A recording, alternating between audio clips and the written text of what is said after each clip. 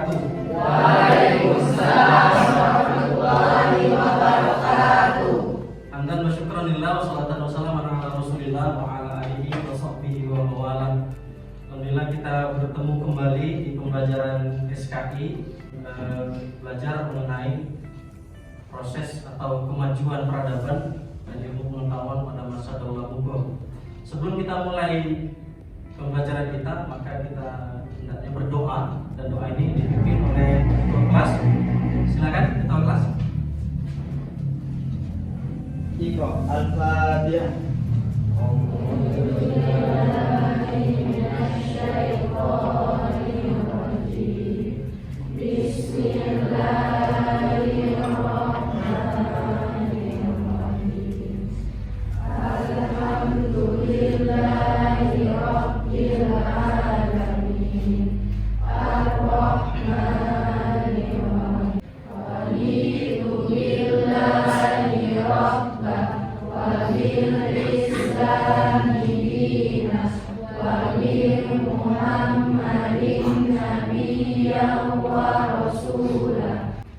Hari ini gimana kabarnya? Baik semua? Baik.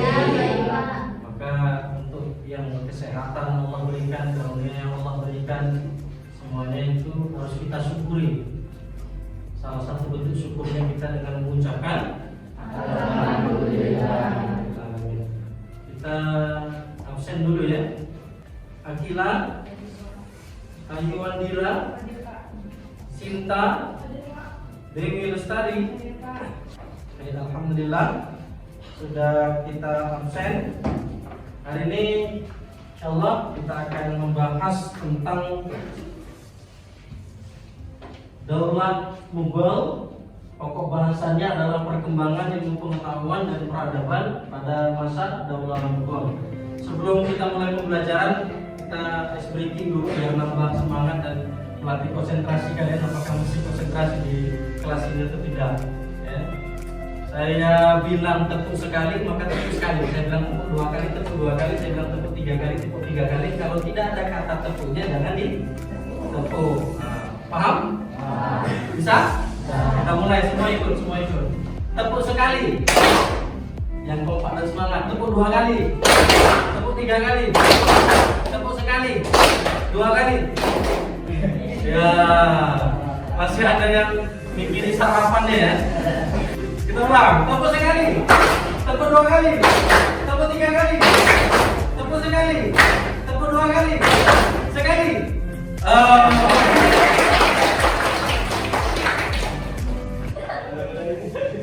Baik, anak-anak sekalian, kita akan bahas tentang perkembangan peradaban Daulah Mughal. Sebelumnya kita semalam membahas tentang proses lahirnya Daulah Mughal.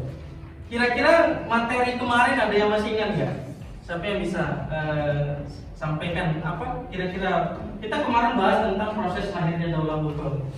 Ada yang bisa mengulang tentang materi kemarin? Ya, silakan. Firza.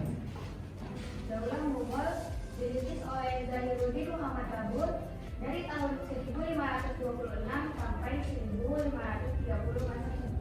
Zainuddin adalah salah satu cucu dari Timur Leste, anak dari Umar bin Zaid. Sebelum kerajaan Mughal ada namanya Kesultanan Delhi. Iya, terima kasih terus pada Firza. Selain Firza, ada yang mau menyampaikan tentang pembelajaran yang lalu? Silakan. Baik, Kirana. Ada beberapa raja yang memerintah di Daulah Mughal, yaitu Zainuddin Muhammad Akbar, Aurangzeb, Bahadur Shah, dan Shah Jahan. Oke, baik. Jaharuddin Muhammad Babur. Kemudian Jalaluddin Muhammad Akbar. Ada Aurangzeb, kemudian ada Bahadur Shah, kemudian ada Shah Jahan. Terima kasih Brikus pada ada yang mau sampaikan lagi kira-kira? Saya Pak, Ya, silakan. saya ingat tentang Sejian Pak. Sejian itu pada masa pemerintahannya itu pemerintahannya paling mencapai puncak kejayaannya Pak. Sejian itu dikenal tegas dalam menindak para petinggi yang tidak jujur. Iya. Konon Pak, Iya. Sekjen itu melihara banyak ular. Ah. Ular itu digunakan untuk menghukum para petinggi yang tidak jujur tersebut. Alhamdulillah, terima kasih, bagus. Baik, anak-anak sekalian, terima kasih kepada teman-teman dan yang lain. Saya pikir menurut teman saya Anda juga bisa. Anda masih mengingat pembelajaran sebelumnya tentang proses lahirnya Daulah Mughal. Hari ini kita akan coba membahas tentang perkembangan peradaban. Sebelum kita masuk dalam pembahasan, pernah nggak membaca atau melihat apa sih sebenarnya perkembangan yang pernah terjadi atau kemajuan apa saja yang pernah ada di Daulah Mughal? Siapa yang kira-kira bisa menerangkan? Kira-kira ada yang tahu tentang Mughal? Kemajuannya siapa? Ada yang mau disampaikan? Ya, Kak. Kalau ingat-ingat dulu waktu pemerintahannya Penjihan, ada satu bangunan itu yang paling fenomenal, namanya Taj Mahal. Itu bangunan itu dibangun karena bukti kesetiaannya kepada istrinya, yaitu Mumtaz Taj Mahal. Makanya bangunan itu dinamakan Taj Mahal. Oke, Mumtaz Mahal. Terima kasih, bagus. Ya, salah satu kemajuan Daulah Mughal itu terlihat dari monumen yang dibangun. Ada nanti kita bahas tentang Taj Mahal. Salah satu bukti cinta kesetiaan daripada Shahjahan terhadap istrinya, Mumtaz Mahal. Bagus. Ada lagi? Apa sih kira-kira perkembangan yang pernah terjadi di Daulah Mughal? Ada yang mau disampaikan? Saya Pak. Iya, Farhan. Akbar itu menerapkan politik toleransi yang memandang semua rakyat India sama. Iya.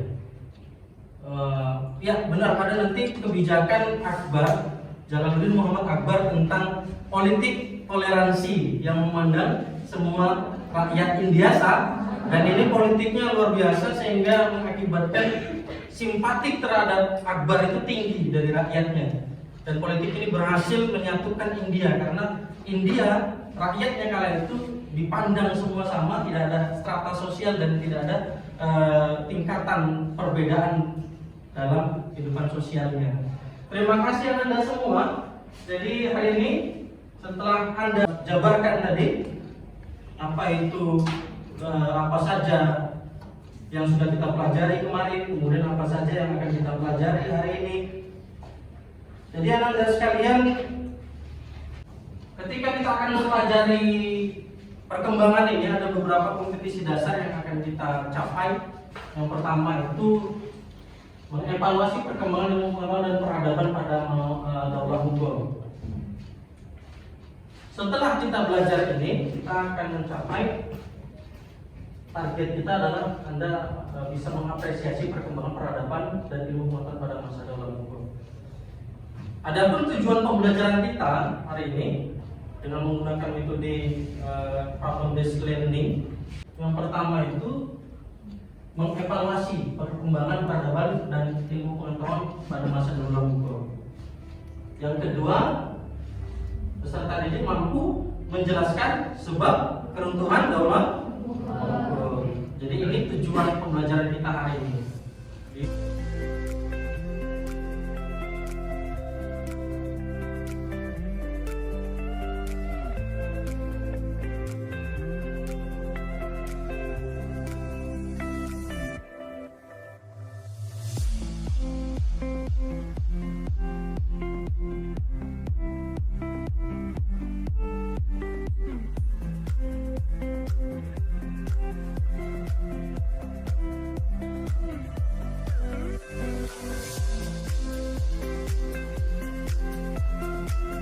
Jadi politik yang dijalankan dari pemerintahan Daulah Mughal ini adalah politik militeristik. Pemerintahan daerah dipegang oleh seorang kepala komandan yang disebut dengan Sifah Salar. Jadi setiap daerah itu ada kepala daerahnya. Ya. Kalau kita nih ibaratnya ada gubernurnya yang memimpin di daerah-daerah, itu sebutannya adalah Sifah Salar. Jadi bisa dibedakan setiap daerah ada kepala daerahnya, yaitu kepala komandan Sifah Salar. Yang di bawah daerah itu ada distrik lagi. Kalau kita ibaratkan bisa seperti kabupaten-kabupaten yang dipimpin oleh bupati, itu dulu sebutannya adalah komandan atau fauzan. Jadi pejabat-pejabat itu semuanya militer dan harus mengikuti pelatihan militer. Kalau tentang bicara di masa kepemimpinan Jalaluddin Akbar, tadi disebutkan sama teman kamu bahwasanya ada satu politik yang menarik di masa Daulah Mughal ini, salah satunya ketika Jalaluddin Akbar memimpin, yaitu politik toleransi atau sulhul, politik universal. Apa maksud politik ini? Seperti yang disebutkan teman kamu, politik ini beranggapan bahwasanya semua rakyat India dipandang sama. Mereka tidak dibedakan karena perbedaan etnis dan agama. Jadi politik ini mampu mempersatukan umat, mempersatukan rakyat India. Dan benar saja, politik yang diambil oleh Jalaluddin Muhammad Akbar ini mampu menarik simpati daripada rakyat India sehingga mereka bersatu mendukung pemerintahan Daulah Mughal. Itu di bidang politik dan administrasi. Kalau kita bicara tentang bidang ekonomi, kemajuan yang dicapai pada masa Daulah Mughal, salah satunya adalah ada sistem pemberian pinjaman seperti koperasi. Ya, pemberian pinjaman ini untuk apa? Untuk pertanian, usaha tani. Dan ini program ini sangat berdampak sekali terhadap perkembangan pertanian di Mughal, sehingga pertaniannya sangat maju.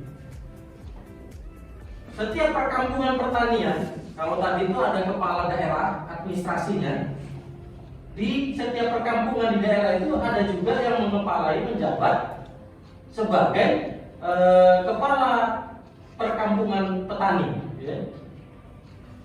Yaitu dinamakan muqaddam atau fatel. Jadi muqaddam atau fatel ini berfungsi untuk mengumpulkan hasil untung daripada pertanian Daulah Mughal, kemudian disetorkan kepada pemerintahan. Selain itu bertujuan untuk melindungi para petani dari kejahatan dan juga mengatasi permasalahan tanah, harta waris tanah. Jadi di masa ini sudah sangat administrasi pertanahan itu sudah sangat maju. Jadi warisan tanah dan sebagainya itu sudah diatur atau ada yang mengurusinya. Bidang agama, kemajuan di bidang agama, salah satu yang lagi-lagi unik kita bilang, ketika Jalaluddin Muhammad Akbar menerapkan istilah din ilahi. Apa ini istilah din ilahi? Sejalan dengan politiknya toleransi, maka di bidang agama ada istilah din ilahi. Din ilahi sebenarnya adalah konsepsi untuk merupakan upaya mempersatukan umat-umat beragama di India. Tapi pada perjalanannya din ilahi ini mendapat kritik banyak dari ulama-ulama. Karena apa? Karena din ilahi ini dianggap sebagai agama baru. Karena coraknya itu seakan-akan dengan dengan makna toleransi yang dianut oleh Jalaluddin Akbar, sehingga mengatakan bahwasanya semua itu sama, agama itu sama, sehingga terjadi percampuran antara budaya atau agama Islam dengan agama Hindu dan sebagainya, sehingga menunjukkan atau disangkakan oleh ulama ini agama baru. Oke, inilah berbagai bangunan monumental di masa Daulah Mughal. Salah satunya adalah Benteng Agra. Kalau kita nonton sudah Akbar ini benteng sangat ingat kali kita. Salah satu benteng terluas, salah satu 94 hektar. Ada Benteng Merah, kediaman pertama dari penguasa Mughal. Berpuluh tahun benteng ini dipakai keluarga raja. Wah, ini Taj Mahal, bangunannya luar biasa. Ini menjadi bukti bahwasanya kejayaan Islam ada di Mughal. Nama Taj Mahal tidak asing lagi di Indonesia. Tadi pun ada teman kamu yang menyampaikan tentang Taj Mahal ini. Istana dari marmer putih, gading yang terletak di tepi selatan Sungai Yamuna, Agra. Ini makam dari Mumtaz Mahal, istri kesayangan Shah Jahan. 22 tahun dibangun. Ini ada lagi masjid jamak masjid. Sampai sekarang masih kokoh berdiri. Salah satu masjid terbesar di India menjadi dibangun oleh Sultan Mughal Shah Sajian. Bangun seperti sajian.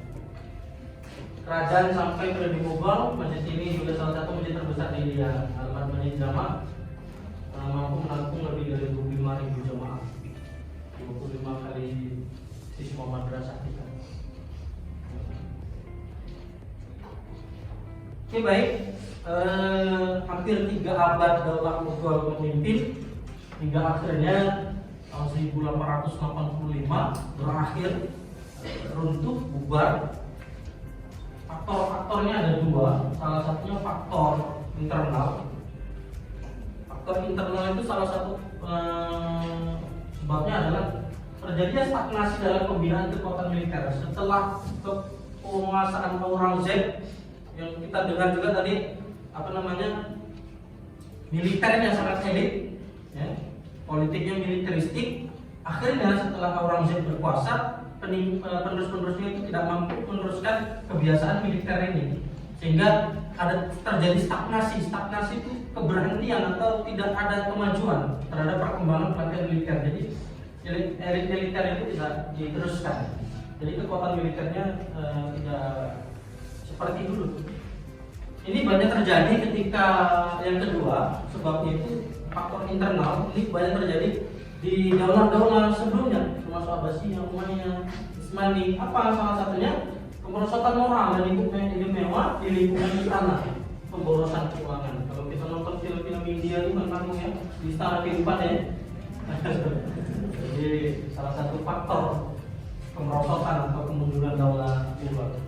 Yang ketiga, Aurangzeb ini terkenal keras, berbeda dengan Akbar yang keras dalam perang tapi dia mengutamakan toleransi. Sama yang kita tahu salah satu permaisurinya itu dari orang beragama Hindu ya, Joda ya. Ini bukti daripada politik toleransi tadi, dinilai menganggap agama itu tidak membeda-bedakan dari status agama. Ya. Jadi terlalu kasar terhadap toleransi umat beragama sehingga terjadi banyak konflik antar umat beragama.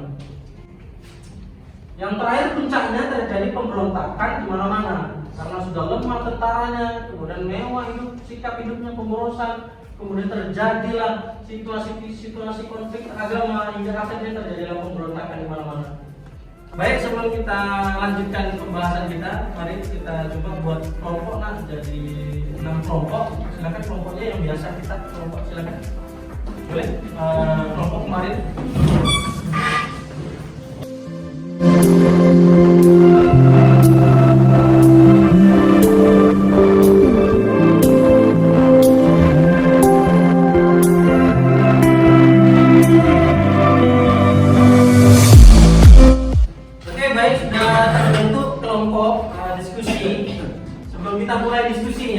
Anda akan disuguhkan materi, ada 2 materi, PowerPoint dan video. Sebelum kita mulai diskusinya dan mengamati materi, kita main lagi ya explainingnya karena sudah mulai letih. Dan perhatian ya, ini kalau saya nanti lempar kali, tepuk saya lempar, saya lempar. Kalau saya lempar jangan di. Oke, paham? Bisa? Ya ada yang penting main bareng. Jadi 1, jangan yang itu lagi yang salah ya. Nampak kali ini salah ya. Pesan pertama ada 2 orang. Mungkin yang kedua bisa lebih ya. 1, 2, 3. Oke, bagus. Oke.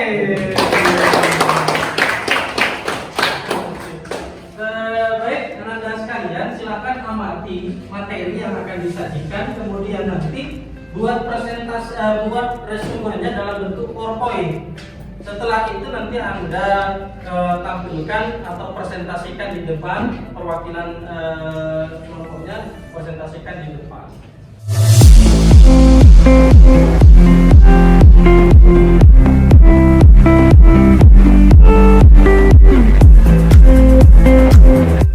من شرور أنفسنا ومن سيئات أعمالنا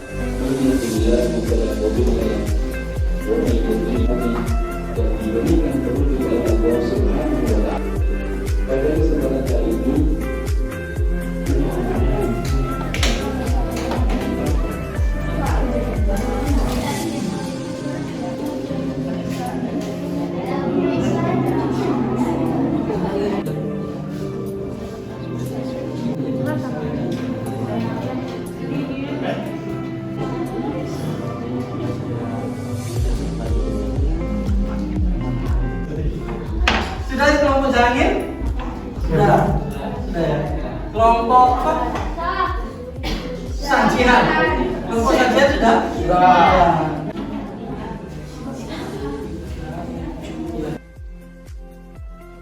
Warahmatullahi wabarakatuh. Waalaikumsalam warahmatullahi wabarakatuh.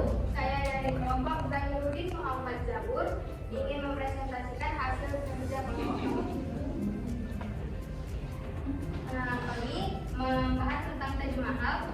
Nah, Taj Mahal itu tentu tidak asing bagi masyarakat Indonesia.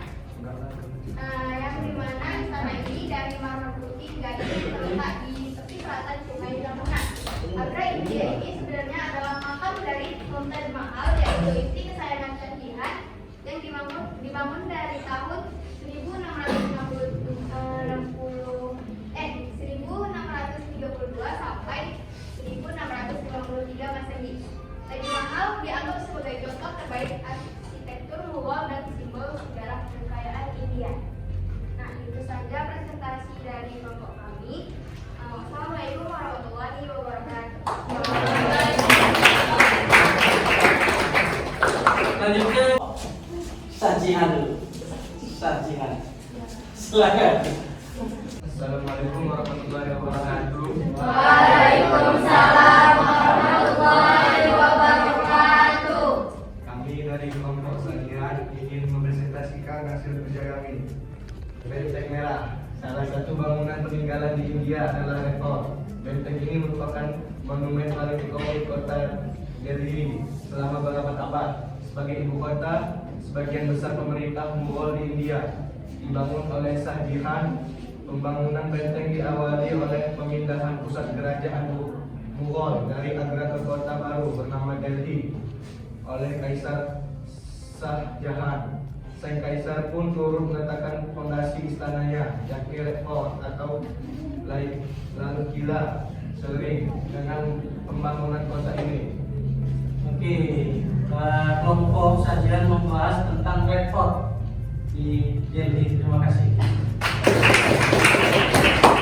Sekian presentasi dari kelompok kami. Assalamualaikum warahmatullahi wabarakatuh. Assalamualaikum warahmatullahi wabarakatuh. Waalaikumsalam warahmatullahi wabarakatuh. Saya dari kelompok Jahanir, beserta teman-teman saya ingin mempresentasikan tentang kemajuan seni dan budaya dan kemajuan seni dan budaya. Orang Mughal termasuk sukses dalam bidang arsitektur. Seni diagram atau puncak dari karya arsitektur pada masanya diikuti oleh Istana Fatur, peninggalan Akbar, dan menjelai Delhi di Lahore di kota Delhi lama. Karya seni modern ini pertandingan yang luas dan sambung. Ya, dari kami. Oke, baik, terima kasih kepada Anda semua terhadap presentasinya. Semua bagus presentasinya, sudah Anda tampilkan, sajikan dengan baik. Berikut kita beri aplaus pada kita semua.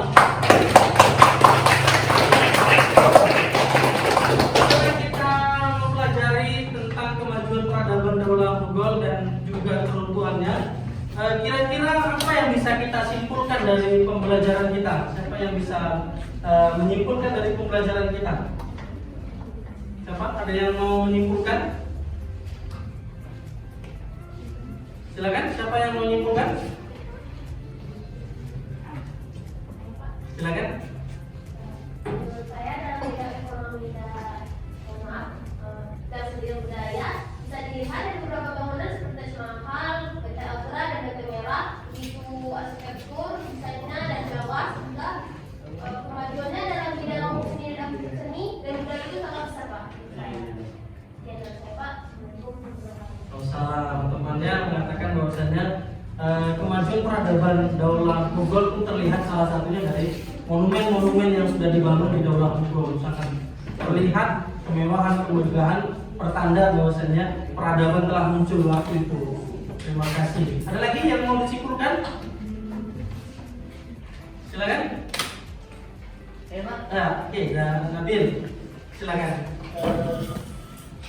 Yang dapat saya simpulkan dari dinasti Mughal ini proses runtuhnya dinasti Mughal, Pak. Iya. Itu faktornya salah satunya ada stagnasi dalam pembinaan kekuatan militer, Iya. lalu kebiasaan hidup bermewah-mewahan oleh para pejabat istana, Iya. serta pemberontakan di mana-mana. Iya. Serta yang terakhir, terjadinya monopoli oleh EIC, Serikat Dagang. Terima kasih nanti.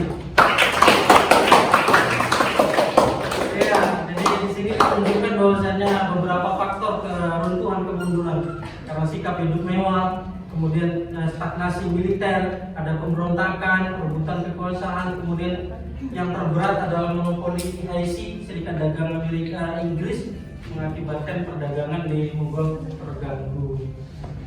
Terakhir, ada lagi yang mau menyimpulkan? Ya, silakan.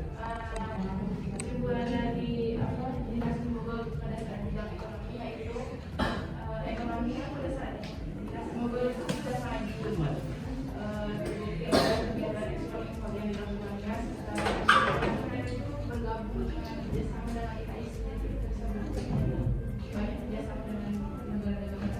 Iya, Daulah Mughal sudah mampu maju dalam bidang perdagangan salah satunya, karena sudah mulai ada ekspor yang terjadi di Daulah Mughal. Terima kasih beliau terus kepada teman kita. Kita sudah disajikan materi, Anda sudah berdiskusi, kita mencari informasi tentang Daulah Mughal.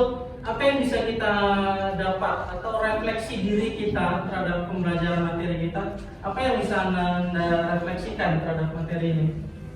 Saya Pak, Ya, Kirja. salah satu keunggulan Mughal adalah karena pemborosan hidup dan bermewah-mewahan. Nah, dari situ kita bisa pelajari bahwa sifat bermewah-mewahan bisa menyebabkan proses kemundurannya masa jaya kita. Oke, ya, benar. Sikap hidup mewah, sikap pemborosan yang terjadi di kalangan istana waktu itu mengakibatkan kemunduran Daulah Mughal. Maka hari ini kita coba sadari bahwasannya sikap bermewah-mewahan, berfoya-foya, berboros-borosan itu akan mengantarkan kita kepada kemiskinan, kemunduran, dan akan menjauhkan kita pada peradaban dan kemajuan atau kesuksesan hidup kita. Terima kasih Anda sekalian. Saya sudah memberi tugas kepada Anda sekalian dalam bentuk Google Form. Tugas soal pilihan berganda ada 10 soal. Setelah ini Anda kerjakan seupaya mungkin secepatnya dikerjakan. Dan itu saya berharap Anda bisa dan dengan benar mengerjakan soal yang sudah saya berikan. Tugas saya sudah berikan ya di grup Google Form. Sudah? Terima kasih Anda sekalian pada pembelajaran kita. Setelah ini, pekan depan kita akan membahas tentang proses berdirinya Daulah Safawi di Persia. Kita akhiri pembelajaran kita dengan mengucapkan Alhamdulillah. Assalamualaikum warahmatullahi wabarakatuh.